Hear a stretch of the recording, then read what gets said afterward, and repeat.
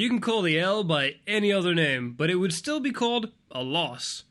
But Deontay Wilder does not seem to understand this. Right after the moment the fight ended, after the 7th round loss, the Alabama boxer has been on an excuses telling why he lost. Even though he had a good run of an unbeaten record earlier, the excuses made him lose admiration in front of his fans. The first encounter against Tyson Fury, who goes by the name Gypsy King, resulted in a draw. During their second match, Wilder had to face the first loss of his professional career. When it came to placing the blame, Wilder accused everyone and everything, rather than admit he was beaten by the better man on the night. Wilder, who goes by the name The Bronze Bomber, presented excuses, or as some might call them, conspiracy theories, that vary from the ludicrous to impossible to just downright absurd. So let's listen to a few of them. Number 1. His water was spiked. Wilder was not ashamed to point his finger at people in his own camp to validate his claims. After the rematch with Fury, he lashed out at his former trainer, Mark Breland, accusing him of spiking his waters with muscle relaxants that left him with a funny feeling.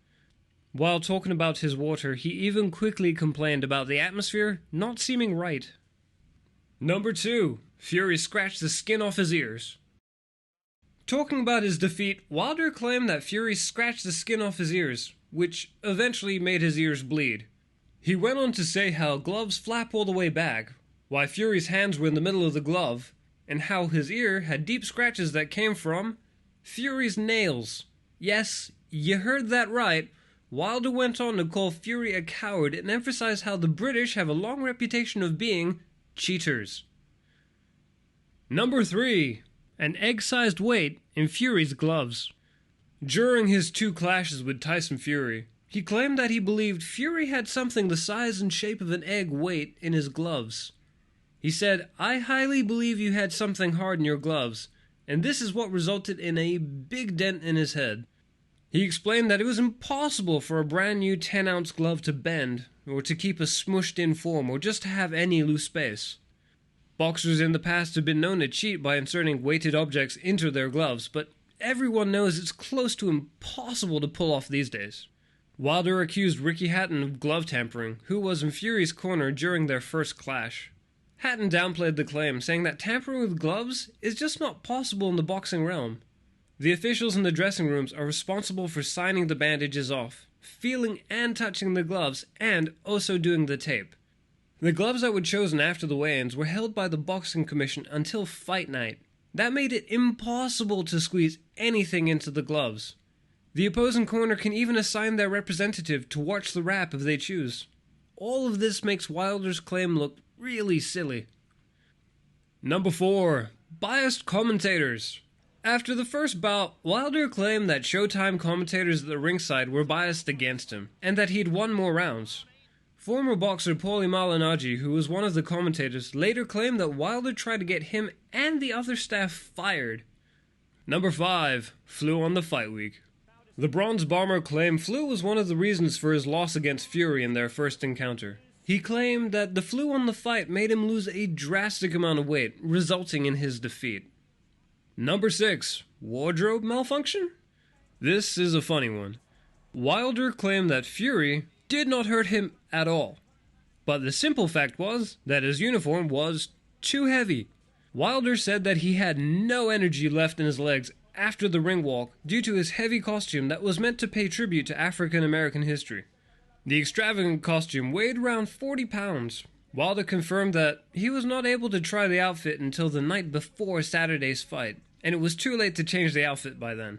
The Bronze Bomber reported that he had no legs from the beginning of the fight, and in the 3rd round, his legs were just shot all the way through.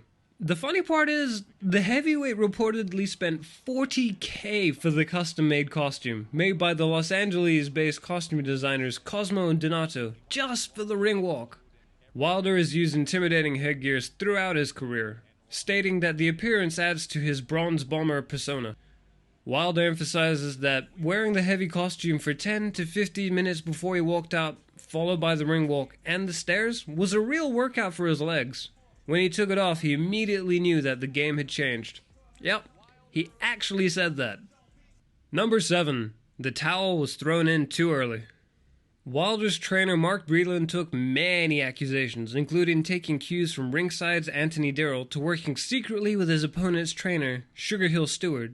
Breland might have been used as a scapegoat, but he has never been applauded for saving Wilder from further embarrassment. Breland threw in the towel to stop the fight in the 7th round, that Wilder claimed was too early. The Bronze Bomber went on to call Breland disloyal.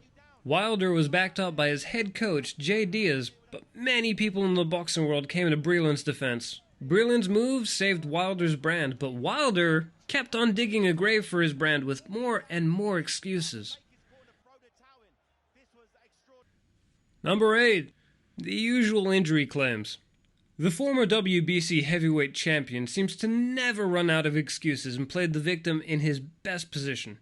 It was obvious that by the 3rd round, he was seeing stars. Blood could be seen oozing from his mouth and ears. His accolade as a world champion was crumbling through his fingers. After the defeat, he was quickly taken to the hospital. He gave a brief interview claiming that his leg had an injury, and he went into the match already weak. In another injury claim, his sparring partner claimed that just before he went into the 2nd match with Fury, he injured his bicep that slowed him down during the fight. Wilder didn't show any signs of discomfort through the fight, and there have been doubts about this claim. Number 9. The referee was biased.